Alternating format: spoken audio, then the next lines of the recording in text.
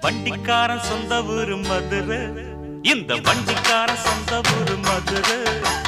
சண்டித்தனம் செய்யலாம குதிரை.